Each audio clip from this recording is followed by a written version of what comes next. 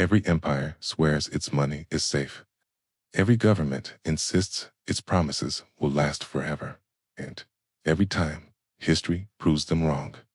From ancient Rome to revolutionary France, from the Confederacy to modern Lebanon, millions of people have woken up to find their savings worthless, their currencies collapsing, and their futures stolen by systems they believed were unshakable.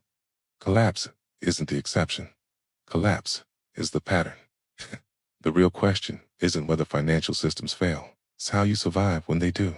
The illusion of permanence is the most dangerous financial lie we believe.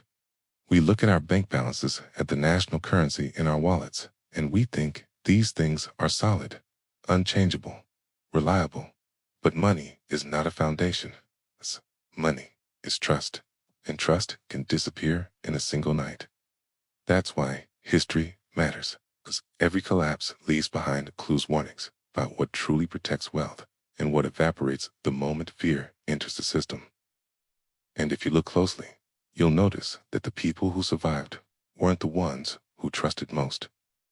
They were the ones who questioned first.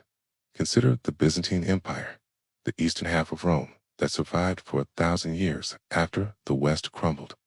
At the core of its economy stood the gold solidus, a coin so pure and so stable that it became the medieval world's global reserve currency. Europe, Asia, and the Middle East all trusted it. For centuries, its reliability fueled trade, diplomacy, and stability. You would think the Byzantines learned from Rome's disaster, the silver denarius destroyed by constant debasement. But centuries later, they repeated the same mistake, not in silver, but in gold. They began thinning the purity, mixing in cheaper metals, stretching the coin to cover their growing debt.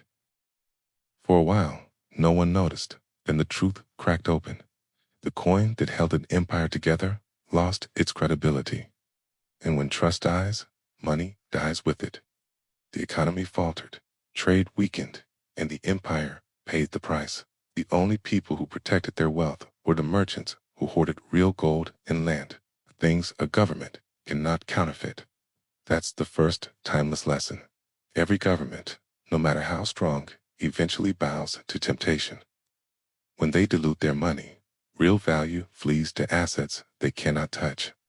But not every collapse begins with rulers or minting presses. Sometimes the shock comes from nowhere. In the mid-14th century, the Black Death tore through Europe, killing half the population. Entire villages vanished. Markets collapsed. Trade routes died. The economic story took an unexpected turn. When half the workforce disappears, the survivors suddenly become valuable. Labor became scarce. Wages soared. Land and food, once expensive, became abundant simply because there were not enough people left to use them.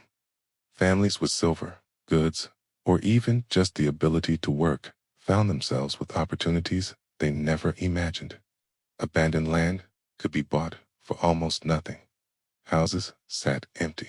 The survivors walked into a buyer's market created by tragedy. If that feels familiar, it's because we witnessed a version of it during COVID. Supply chains broke, governments printed trillions, inequality skyrocketed. Those with liquidity bought assets, while those without savings slipped further behind. Housing prices rose. Stocks rebounded instantly. Meanwhile, millions struggled just to pay rent. The pattern repeats. Pandemics don't just kill people, they reshape economies. They reward those with reserves. They punish those living paycheck to paycheck. And while pandemics show how fast a shock can flip an economy, the banking collapse of Renaissance Florence shows how fragile even the mightiest institutions can be. In the 1340s, Florence was Europe's financial heartbeat. Home to the powerful Bardi and Peruzzi banking families, they lent heavily to kings, including Edward III of England. When he defaulted, everything collapsed. The banks fell like dominoes. Depositors lost everything. Trade froze. The global financial center was thrown into chaos. People who trusted too big to fail institutions learned the hard truth. Size is not safety, and reputation is not protection. The lesson has echoed through centuries, from Florence to Lehman Brothers in 2008, to Lebanese banks freezing accounts in 2019. The promise that your money is safe is only good until the moment it ice and tea. Institutions exist to profit, not to save you. In the American Civil War, the financial battlefield was as brutal as the physical one. The Union printed greenbacks paper, not backed by gold, only by the government's promise. At first, it worked, okay. It felt patriotic, innovative, okay. But as more greenbacks flooded the economy, their value dropped. Inflation grew. Trust weakened. Meanwhile, the Confederacy printed graybacks with reckless desperation. Prices soared thousands of %. Soldiers' salaries became worthless before they reached home. Ordinary families carried piles of money that could barely buy a loaf of bread. By the war's end, Confederate currency wasn't weak. It was dead. What held value? Not paper, not promises, but land, food, hard goods, gold. Anything real? People who trusted the government were ruined. People who stored real assets survived. Americans rarely hear this lesson, but they should. The U.S. has already experienced a complete currency collapse. And in that collapse, the survivors were the ones who owned things the system couldn't inflate. Revolutionary France offers another ruthless example. In the 1790s, as the monarchy fell and church lands were seized, the government introduced the assignat, a paper currency backed by the value of confiscated property. It was meant to stabilize the nation. Instead, they printed it endlessly. Each new wave destroyed the value of the last. Prices spiraled. Wages lagged. Farmers refused to sell food for worthless notes. Bread riots erupted. The assignat collapsed. The revolution that promised freedom delivered starvation. The people who survived weren't the ones holding patriotic paper. They were the ones holding silver, food, or property, the assets no printing press could multiply. 2 centuries later, Asia learned the same painful truth. In 1997, the collapse of the Thai baht triggered a regional meltdown.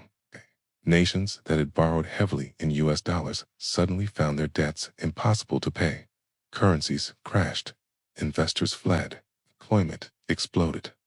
The wealthy escaped with dollars and assets abroad. Ordinary families lost everything. Savings, homes, jobs. The crisis became one of the greatest transfers of wealth in modern history. Debt in someone else's currency is a trap. And when the trap snaps, it's the borrower who falls, not the lender. By now, the pattern is undeniable. Whether in medieval Byzantium or modern Argentina, revolutionary France or Lebanon, pandemics or banking crashes, the same truths repeat. Paper money collapses. Debt destroys families. Institutions protect themselves first, and the survivors are always the ones who understand fragility before the system cracks. And the most chilling point, collapse isn't ancient history. It's happening now. In Lebanon, from 2019 to 2021, banks simply shut their doors. Deposits were frozen, withdrawals blocked. The Lebanese pound lost over 90% of its value. Lifetimes of savings vanished. Families, professionals, retirees, everyone who trusted the system was wiped out. The only people who survived were those who diversified abroad, held dollars, gold, property, or cash outside the banking system.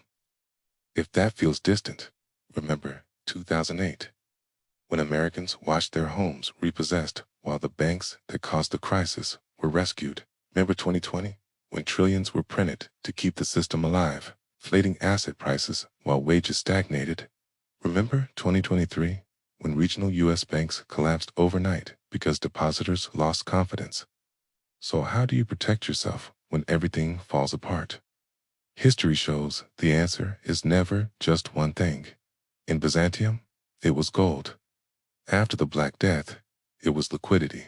In Florence, it was refusing blind trust in bankers. In the Confederacy, it was hard goods. In France, it was food and land. In Asia, It was avoiding foreign-denominated debt. K. In Lebanon, it was getting out before the doors closed. The lessons change shape, but they share one truth. Survival belongs to those who hold real value, not illusions. Okay, and here lies the paradox. Collapse is both destruction and opportunity. For the unprepared, it is ruin. For the prepared, it is the moment when wealth changes hands. After the Black Death, peasants became landowners. After 2008, those with cash bought homes as millions were foreclosed. History shows that protection isn't just about defense. It's about positioning yourself to acquire what others, under pressure, are forced to give up. But wealth isn't only about assets, it's also about ability. The true survivors weren't just the ones with gold or property, but those who could produce value. The baker who still had bread, the craftsman who could repair what others needed, the farmer who could feed entire communities, the merchant who could move goods when borders were closing. In every collapse, money becomes meaningless, but skills never do. That's the deeper form of wealth: real assets, real abilities, and a realistic understanding that systems, currencies, and institutions always crumble eventually. Every crisis is a transfer from the trusting to the prepared, from paper to the tangible, from passive savers to active creators. History makes one thing clear: the world always falls apart. The real question is whether you'll be the person left holding empty promises, or the person holding something real. This changed how you see the world? Subscribe. History has already given us the answers. I'm here to show you where to look.